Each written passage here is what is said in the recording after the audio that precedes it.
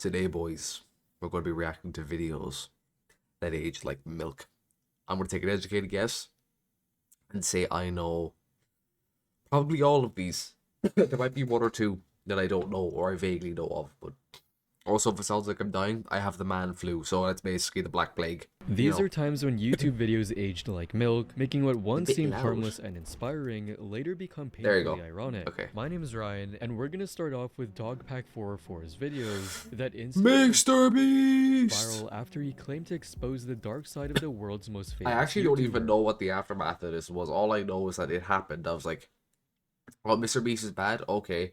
And then everyone just stopped talking about it a few months later, and someone said, yeah, it was all bullshit. And I was like, oh, okay. In early 2024, Like, Dogpack404 made that's waves sad, I after guess. accusing Mr. Beast He of said faking he his made all it videos. up. Have you ever faked a video? No. But this train track is CGI, these bus wheels are CGI, this explosion is fake, shredder is CGI. Scripting, I always, tests, yeah, I thought and like half of that was stupid. Like, bro, you didn't even actually get hit by a train. Like, what the fuck? Like, yeah, no shit. staging his acts of generosity for views. Mr. Beast videos are real, and he's a great guy that gives away big rewards to his loyal followers. I will show you irrefutable evidence in a minute that his videos are in fact fake. The videos went viral, pulling millions of views and sparking heated debates about whether Mr. Beast's entire image was Maybe fake. I should do this. I should just make a video be like, I can't do Mr. Beast. Mr. Beast's already done. Markiplier is actually secretly a mass murderer. You just see what happens. But too good to be true would be if it were a person. Another added, evil Mr. Beast was real all along. But that spotlight wouldn't last long, because another creator named Soggy Cereal decided to dig deeper, and what he found completely tore Dogpack's claims apart. In this video, I will be debunking close to every accusation he and the people he manipulated have made. Most of the evidence Dogpack presented I feel like I've watched Soggy Cereal. either I edited know out him. of context, Like, outside of Throughout this. video, you'll also see that there are multiple examples of him leaving out crucial details from evidence that would easily disprove the accusations he's making. Because Dawson loves framing things deceitfully to push his personal agenda. or straight up fake. This pit is If you fake. lie, it's easier to make your viewpoint seem like the good one. Hassan does it all the time. No, it's not. Here's footage of them digging Shredder the pit. CGI. Nope, at this timestamp they do shred an actual Lamborghini in a legitimate shredder. This car is digitally lifted. This Oh. car isn't digitally lifted, however they did change the original red coloring to blue to make a visual distinction between the first rocket car they launched and failed, which was red, Oh. and the second I was one gonna they say, launched, why? which succeeded but was also red. For instance, some of the screenshots that Dogpack showed in his videos didn't match the original uploads, deliberately edited to make Mr. Beast look bad. You can see that the UI for the illegal live stream is not the real YouTube UI. Instead of rounded corners, they're sharp, the likes are gone, the upload date is in a completely wrong spot where it has never been, and the button sizes and title font just seem off. Yeah, this would be something I wouldn't even think to notice. If you want to be honest. Like, oh yeah, the fucking corners in the video.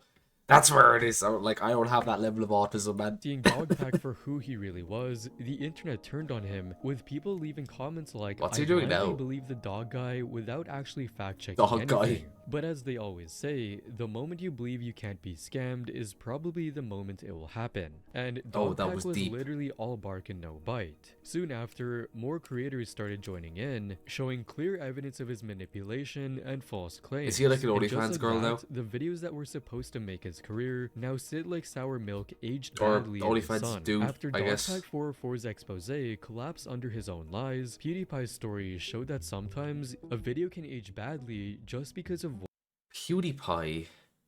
It's not going to be The Bridge. Because that didn't age badly. That was just hated off rip. I think it's so funny though, watching the clip. one careless moment. PewDiePie had a long-running series called Stream Fails, a compilation format where he'd react I'm to funny blanking or on this awkward one. live stream moments from other creators. Also, this clip is iconic. It's, what's her name? Kara. Loved it and saw it as funny and entertaining. Ironically, in one of those very compilations, PewDiePie once lightly joked that he'd never find himself in a stream fail. It doesn't matter if it's one frame, okay? What's One wrong with your frame mic? fuck up, What'd you it's do on to the it? internet forever, and you're gonna get shit for it. Now, I have never made Also, the that mistake Krakens, before. I would never be my that favorite headphones I've stupid. ever had. But that statement wouldn't age Oh, well. it is the because bridge. during a live stream of playing PUBG, PewDiePie ended up saying a racial slur while expressing frustration after being eliminated at the infamous bridge. What a fucking nerd. Jeez, oh my god, what the fuck? The clip spread fast, sparking an immediate reaction from the audience. Fans who had celebrated Yeah, his because no gamer has ever said the N-word, ever. In the history of time, no one ever has. humor started making fun of him and leaving guarantee you comments half the like, people "Hughes getting hasn't pissed at been this in a did it." stream fail compilation yet. Guess he'll cross that bridge when he comes to it." And little did Pewds know, he would later be in these compilations. As a result, Campo Santo, the developer of Firewatch, announced they would file DMCA takedown notices against his videos featuring their game because of the slur. PewDiePie responded publicly by posting an Firewatch apology, calling himself just an idiot, was I'm just the an idiot. and forest admitting that one, there were wasn't no it? excuses for his actions. It was something that I said in the heat of the moment. I said the worst word I could possibly think of, and it just That's the sort of worst. slipped out. And I'm not gonna Really? make any excuses to Come on why now. it did, because there are no excuses for it. He later Actually, to be fair, there was a lot of emphasis on the R. I think that's why I find it so funny. He went full hog. took steps to distance himself from social media drama, deactivating his Twitter account Good. and Twitter's a unfollowing shithole. everyone who he Don't had been go on it following. anymore. Despite the backlash, It's so his bad. career did not end. The bridge incident showed everyone how fast people can change their minds. And while PewDiePie's mistake happened in the heat of the moment, Arak's story was the complete opposite, carefully planned don't know and his- built on deception. In late 2023, Arak embarked on an ambitious project, a 30-day global challenge where he promised to upload a new video every day. Okay, this the one I stakes actually were high don't because if know. he failed, Mr. Beast would delete Arak's channel completely. I have 30 days to make it around the earth, upload a video on this channel every day for the next 30 days, and if I fail, he will delete my channel. Yeah, I gave Jimmy my laptop here. He has full control. The good news is, I won't be missing an upload. I hope he does. Something that added pressure and intrigue to the challenge. One of the standout videos in this series was titled "I Crossed Just a Ireland in a deadpan. perfectly straight line." To be fair, Ireland is Ireland is probably the best country we could do that in. It is. We're a very vertical country. Documenting the journey in real time. Like The us video and what, showcased various Sweden? obstacles, interactions with locals, and the challenges of maintaining a straight Especially for path locals. You're telling me you went to Ireland and didn't hear one slur? Really? across I don't believe diverse that. terrains. Now, if at any point I step outside of this line, it's over. I'm done. So for every obstacle that comes my way, I have to find a way to stay on this line. Mountains, oceans, angry locals. I will either end this video in Italy or die on this line, figuratively. This story felt real, promising, and like a real adventure. However, the authenticity of this journey came into question when Soggy Cereal conducted a detailed analysis, eventually revealing that the video was fake. But it's completely fake. Oh? I was excitingly waiting for the very first upload. Sony XM4's fucking beast.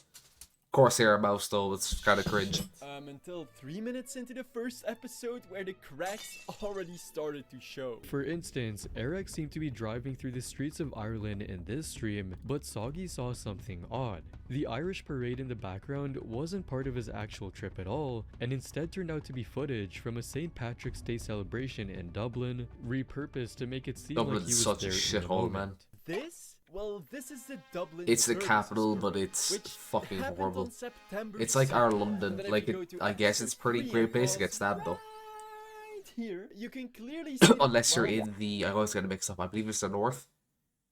The north is like the super rich area, and the south is the super like dodgy area. I always get it mixed up. I think the north is the posh one. September timestamp on his watch. Maybe his watch was just malfunctioning. This discovery shocked his entire fanbase and made the video age terribly. But crucially, this video opened cracks that would later reveal that the entire 30-day challenge had been staged and pre-recorded, shocked. betraying the show's promise of being authentic. Fans felt deceived and the backlash was intense. Creators also voiced their frustration, making their own videos calling out Eric. In response, As he explained Eric it, I do attempted to very clarify vaguely his remember intentions this. through a comment, stating that some of the episodes were shot before the series, so they could get a head start to edit and make the videos as good as possible. Yeah, However, makes sense. the damage to his credibility was already done, making his entire series a prime example of YouTube videos that aged like milk. But while Eric's video aged because of his deceptions, the next one completely fell apart because of misplaced praise. In late 2022, Nas Daily introduced Sam Bankman-Fried as the most generous billionaire, describing him as a visionary in the crypto world. Who the fuck is this guy? This is Sam Bankman-Fried. Okay. The guy you see next to me is the most Generous billionaire in the world, and he wants to donate all of it to charity. At the time, fans were captivated by the story, as this was the kind of positive, uplifting content that made... If you don't know who he is, he had a lucky spawn. The way he became a billionaire. Bitcoin, by the way, so technically not. But anyway, he had $1 million, and he noticed that Bitcoin was like $1,000 on the US exchange, but it was like 1,100 on the Chinese exchange or something like that. So he would spend $1 million and buy American Bitcoin every day and trade it in China and make 100 grand every day. So literally, his first step was have $1 million. Nas Daily famous. But less than a year later, everything unraveled. FTX, the cryptocurrency exchange founded by Sam Bankman-Fried, collapsed spectacularly after it was revealed that he used his other company, Alameda Research, to steal billions from FTX customers. Sam Bankman-Fried created an elaborate fraud using two companies. FTX, where customers could go deposit their money, and Alameda Research, which then stole that money from FTX. Alameda Research got special privileges which they used to steal the customers. If I remember correctly as well, the second company was owned by his girlfriend. $1 hole in its account. If I remember correctly. Sam was arrested and as well, apparently his girlfriend is really fond of crypto fraud and conspiracy. The very person Nas had celebrated as the most generous billionaire turned out to have orchestrated one of the largest financial scandals in recent history. In taking money from average now people. Feels wildly out of touch, with fans leaving comments like "This aged well" and "The most hungry billionaire." But not every video ages badly because of a scandal. Sometimes it's just because the creator got the story completely wrong, and that's exactly what happened with Sunny V2 and iNabber. In early September 2024, Nikocado Avocado once again became the focus of YouTube commentary through two major documentaries. The first one was iNabber's 7-hour deep dive, which analyzed Nikocado's life and career in painstaking detail, describing him as a man trapped in a self-destructive cycle, spiraling for views and attention. At one point, yeah, but everyone knew that. That's not like a revelation. We all knew this. iNabber described Nikocado as the internet villain because of his eating habits and controversies. Basically, Nikocado Avocado over the last few years has been the embodiment of chaos on YouTube. This person is somebody that is perceived as a villain who is now on a never-ending mission to get more and more famous in the pursuit of views and money. And later went on to say the following. Well, in today's long video, we're going to be going through the entire story of Nikocado, from his origins before YouTube to the very current day of everything that this man is currently doing. iNabber thought he had Nikocado's I saw a post from Nikocado on Instagram like 2 days ago. Apparently he's looking for a new boyfriend. But as he would later find out, he did one of those like boyfriend application things. Later, Sunny V2 uploaded his own documentary, painting a similar picture of a creator consumed by chaos. Nikocado's recent video is so incredibly tragic, it makes all of his previous breakdowns seem like they were happy moments. Who is now regretting that he sacrificed his health for online fame. My life was going great, so I decided to do this. Yeah, but it's a character. Life. And I'm sitting here thinking, I have thrown away the best years of my life. Admitting he never would have started if given a second chance. Both videos exploded instantly. I find it hard to believe that everyone knew it was a character except the channels that make videos on these people. Like, you knew, you just wanted the free views, which is fine, there's no problem with that, but come on.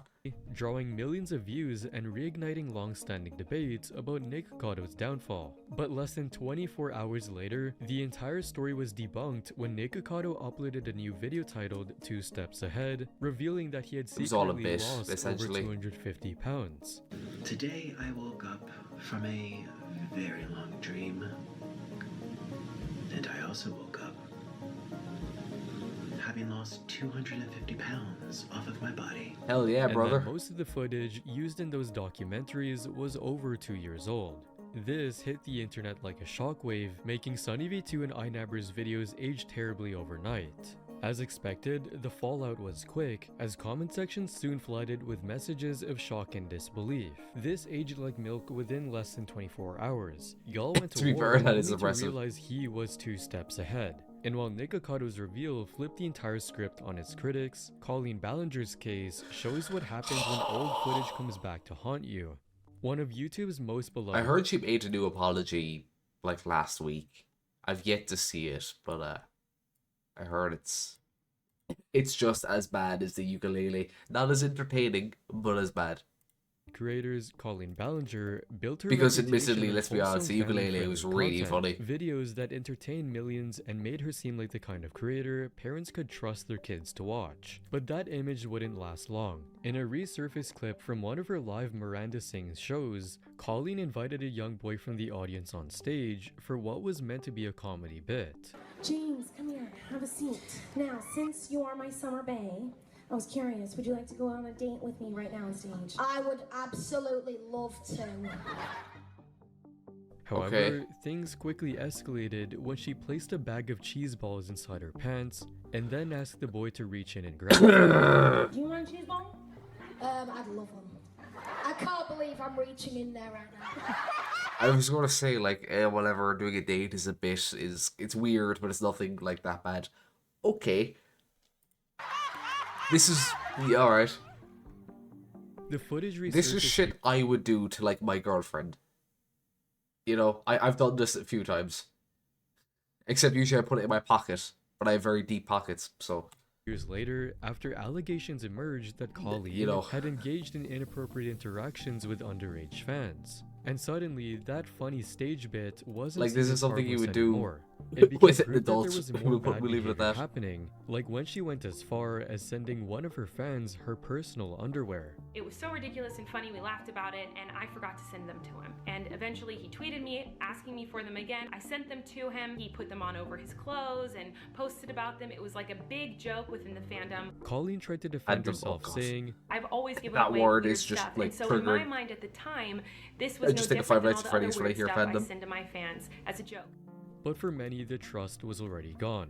The wholesome image she had built over years of family-friendly content crumbled instantly almost overnight, with fans leaving comments like, "This is disgusting," and "How did I mean, they aren't not a lot find of this family-friendly inappropriate creators 9 though years usually ago until like big fucking weirdos? 2023? And why did Miranda let him reach in her front? That's weird and predatory." And while Colleen's video aged from her inappropriate actions with minors, others aged Also, with terribly that comment, because of she didn't let him reach in her front. She encouraged it. Two very different things. Letting it is like, okay, that's why did you do that? Encouraging it is like, okay, wait, hold on now. missed opportunities. Take this story of the Doorbot for instance, which was later renamed to Ring. When Jamie Simon first pitched his idea to the investors, they called on it Shark fucking Tank, stupid. Introducing the Doorbot, the first ever video doorbell built for the smartphone. With Doorbot, you can Which, to be see fair, I watched the thing, the way he promoted it. I don't think he did a very good job. At like selling the sharks on it, so to speak. Great product, but you fucking did a piss poor ad. speak with visitors from anywhere. They didn't see the potential, thinking it was just another product that would never make it to the market in the real world. I think that you have potential to do a lot more with this, but I'm not connecting to that this does enough at this time to distinguish itself as different from what else is out there on the market. There was nothing else on the market, that's the thing. For the higher price point, and so for that reason, I'm out. Amazon bought Ring, didn't they? The rejection was crushing, but he didn't give up. Instead, he took his idea, refined it, and focused on building a real business. The product eventually caught the attention of the right partners, and the company exploded. In a stunning turn of events, Ring Doorbell was acquired by Amazon for a staggering over $1 billion, something that the Sharks never expected would ever happen. The very idea that Shark investors dismissed as useless turned out to become a massive success, instantly making their video age terrible. I mean, Shark Tank is literally just an ad, like... And this most of the deals that are made don't even go through after the show. Didn't end there. Years later, the inventor returned to Shark Tank not as a hopeful Oh, entrepreneur, yeah, he but had as so a much guest aura. shark sitting alongside the investors who had once rejected him. It was a full circle moment, proof that timing, perseverance, and vision can completely flip the narrative. Some stories turned into billion-dollar success tales. Others fell apart because of betrayal. As one of the Try Guys, Ned Fulmer built his entire brand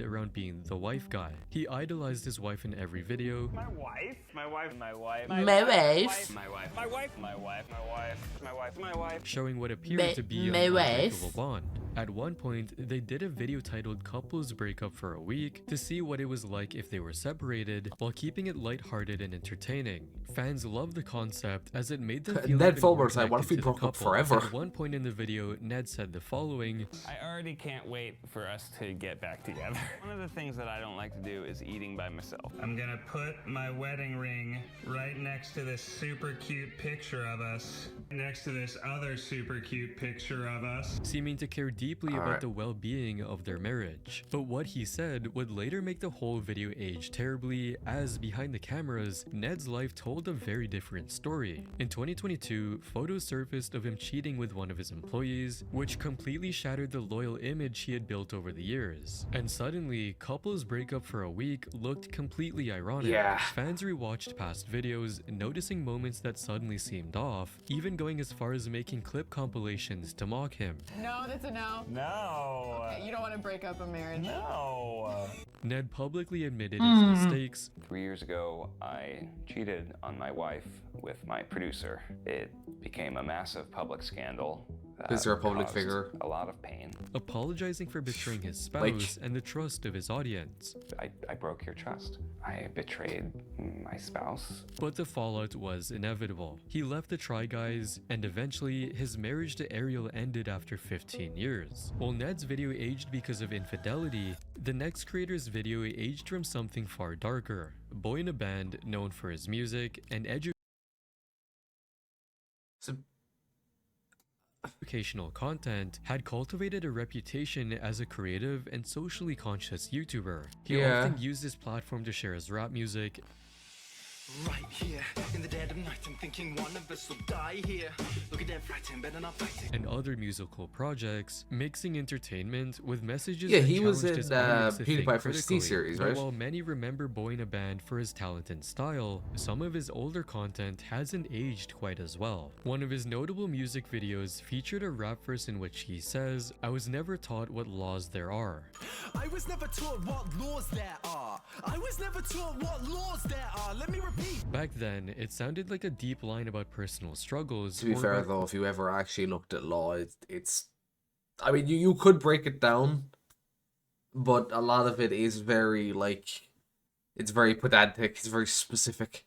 questioning the rules of society. At least here, But it over might be time, different in the States, allegations but... came out that made people see the videos differently. Multiple women came forward accusing Boy in a Band of grooming, claiming that his interactions with fans had crossed ethical and legal boundaries, like when he slept with one of his 17-year-old fans and made her sing a song with the lyrics "Take Me Without My Consent," which in many countries would be considered as pedophilia. Suddenly, the video that had once been viewed as an expressive piece of art was reinterpreted by some as unsettling given the new context of these allegations. Some left comments like, "We should have taught him what laws there are," and "You didn't know grooming was illegal." Now, it's important to note that these allegations were never confirmed to be true. Boy in a Band is still innocent until proven guilty, as he never addressed them since he had already left the internet years before the allegations came out. Still, this lyric became a running joke as it seemingly aged like milk. After Boy in a Band's fall from grace, I didn't know he Sonny left the V2 internet, turned his though. focus to Logan Paul, whose Oh. so-called redemption arc would soon backfire spectacularly. Logan Paul is one of YouTube's most infamous figures, known for his larger-than-life personality and a career full of highs, lows, and public missteps. In Sonny V2's video titled but So "The Sorry is Unforeseen Redemption iconic. of Logan Paul's Reputation," Logan was portrayed as having finally turned a corner. Not only did Logan's reputation... To be fair, I also felt like he did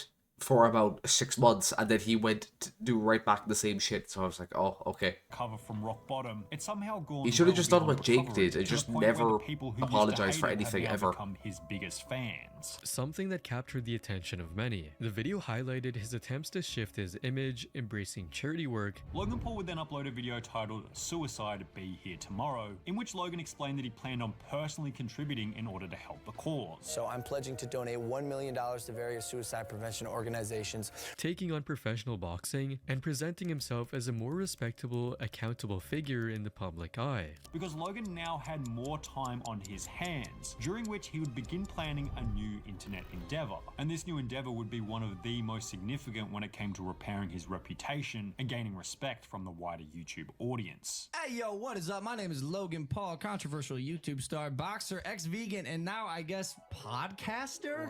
Fans were invited to believe that Logan had learned from his past controversies, evolving into someone worthy of respect again. But that narrative didn't hold. But then because he not found out about long money. after, Logan's over-the-top ego Oh, it's resurfaced. cryptozoos. He later became involved in new controversies, including issues with his Lunchly venture, where moldy cheese was reportedly found in the products, questionable crypto investment promotions, and even highly scrutinized crypto projects where he was accused of scamming his own fanbase. Suddenly, the Sunny V2 video that painted him as reformed aged like milk, with viewers who had embraced the idea of his comeback being forced to reassess. This aged well. Bro did the full redemption spin and Yeah, begun to be fair, the redemption video doesn't online. age like milk. Sonny was right. He did have a redemption arc. He walked up the hill, turned around, and decided to go back down it. You know what I mean?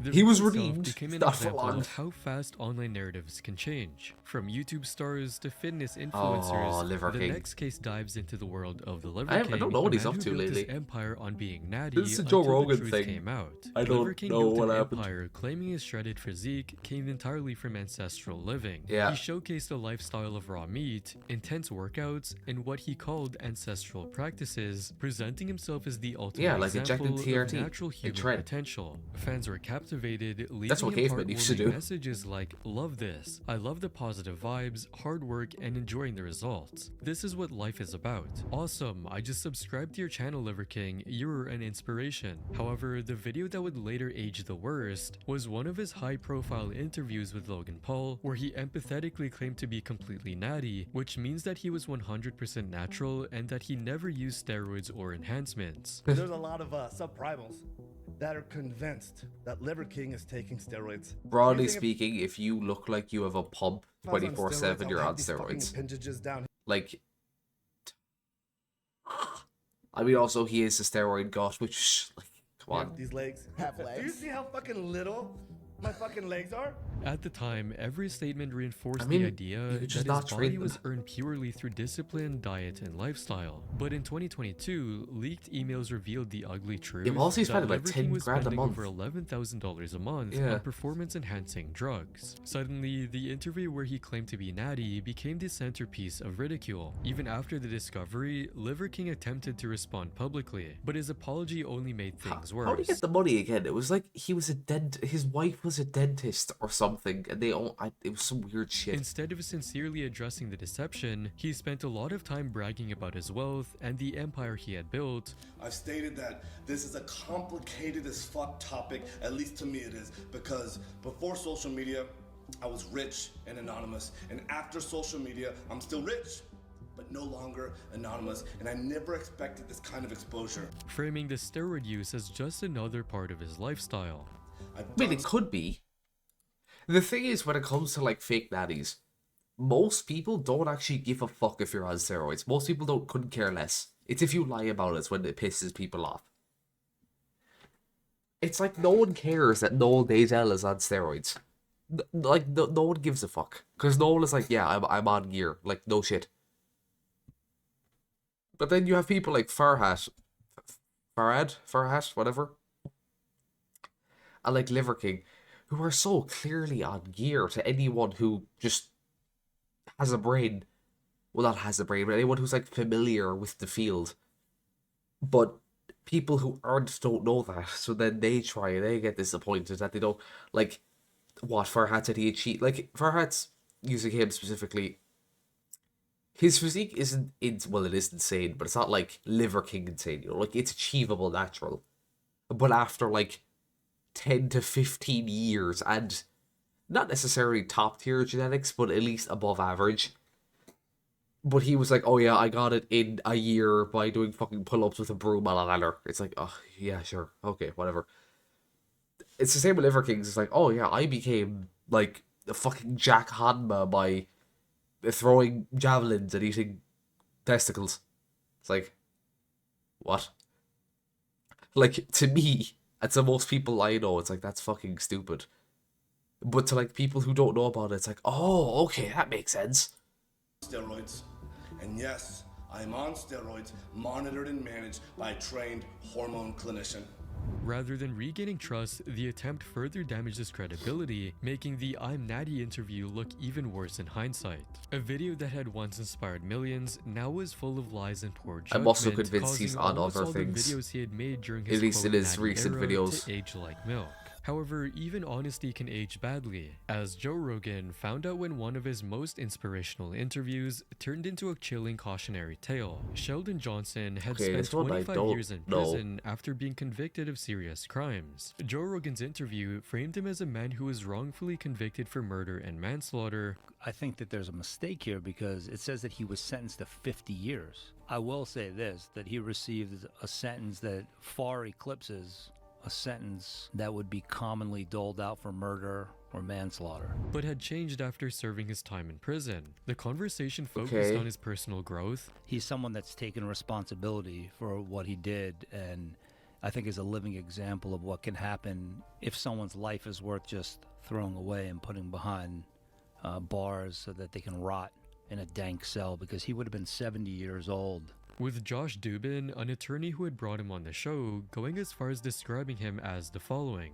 Another miracle sitting to my right, just like a marvelous human being who was basically told... Is it going to be like he did the same thing again? That you don't matter?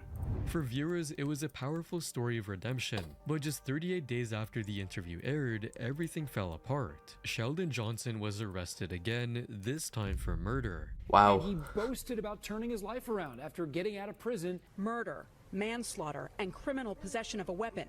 It's a shocking set of charges for a man most recently known for this. Authorities discovered yeah, but bro, he's changed. He went from killing kids to killing adults. It's different.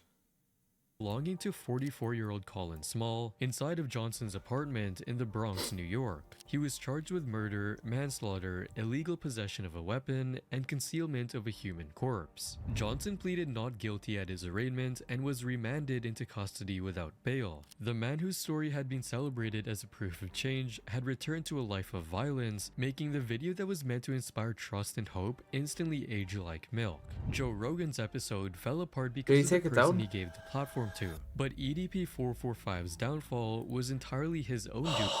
We're saving the best for last, I see. Oh, the fucking cupcake. Okay, come on. I've seen this video about 15 times, but yeah. Top humor and loud personality. To be honest, it's a funny video. It is. It's your boy, Eat That 445, coming back at you, hoe ass, no life, trolling ass. EDP445 built a massive following on YouTube, connecting with fans in ways that felt energetic and relatable. However, he started facing multiple allegations of inappropriate engagement with minors, and in response, he released a video addressing the allegations, telling his fans, "If you honestly believe that I'm a motherfucking pedophile, you're fucking high." At the time, some viewers accepted his apology, taking his words at face value. But everything unraveled in April 2021 when YouTube... To be fair, this guy's a massive scumbag as well, but, like, not in a pedophile way, he's just an asshole. Set up a sting operation posing as a 13-year-old girl named Sophie. He orchestrated conversations with EDP that escalated to explicit content, resulting in a meeting arranged under the pretense of delivering a cupcake. I was actually coming out here to get a cupcake and go back home. When confronted at the location, EDP claimed he had only come for the cupcake, even though he knew well that he had come to pick up a minor. The incident was recorded and uploaded, instantly going viral as the cupcake incident. Who says he can't do both? He's not lying. He was there to get a cupcake. Now, he wanted the person who had the cupcake more than the cupcake itself, but technically speaking, he's not lying, so fuck you. Suddenly, Checkmate, the apology bozo. video meant to defend his reputation looked painfully misleading, with viewers leaving comments like, he did indeed throw his life away for all that. And it hurts watching this years later because every part of me wanted to believe him. What had been intended as accountability now served as a reminder that his earlier statements were false and completely out of touch with reality. The cupcake incident shows just how quickly a video meant to protect an image can age like milk, especially when real-world evidence exposes the He works at like a If you enjoyed Kmart this now or video, something. You'll probably like these ones as well. And don't Is forget there to something like subscribe. he has to keep like switching jobs because he can only hold one down? What happened to my model?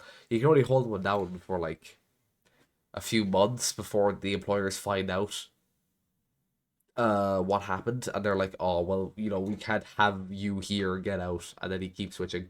He was like an Uber driver for a while. He worked in a pharmacy, I think.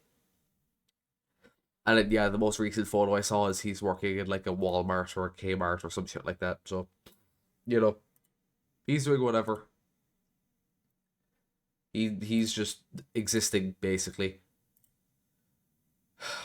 But yeah, sorry for not uploading yesterday. I was busy.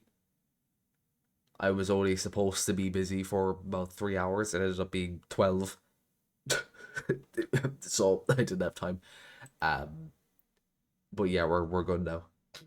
So Reggie, I know it was supposed to be today, but we're going to do it tomorrow. And I'll see you tomorrow.